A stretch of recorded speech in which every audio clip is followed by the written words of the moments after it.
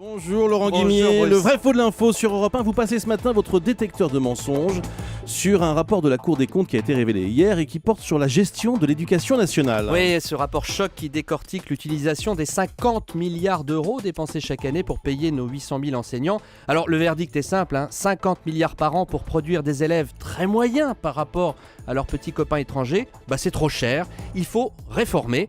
Réponse de la ministre déléguée à la réussite éducative, Georges Pau-Langevin, hier après-midi. Les problèmes évoqués sont derrière nous, c'est la droite qui était visée par ce rapport.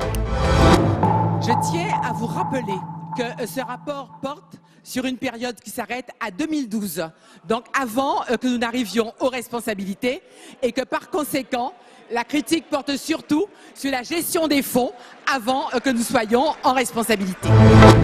Bien, la ministre affirme que les critiques de la Cour des comptes ne portent que sur la période où la droite était au pouvoir. Vrai ou faux ?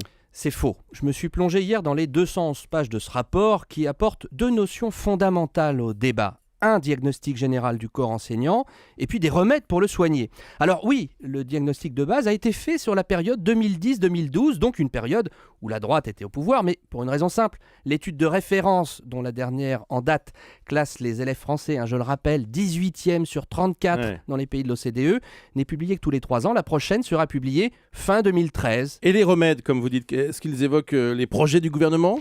Oui, parce que quand j'examine la partie remèdes, la Cour des comptes nous dit une chose toute simple, de Sarkozy à Hollande, rien n'a changé à l'éducation nationale.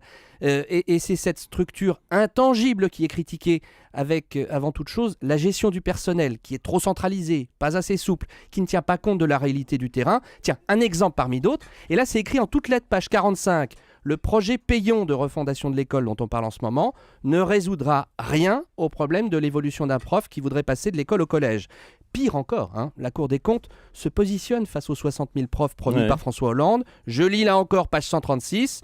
Le ministère de l'Éducation nationale ne souffre pas d'un manque de moyens budgétaires ou d'un nombre trop faible d'enseignants, mais d'une utilisation défaillante des moyens existants. Bref, les sages le disent, à la gauche, à la droite, aux parents, aux profs, à tout le monde. Pitié, urgence, on arrête d'engraisser le mammouth. Merci Laurent Guimier.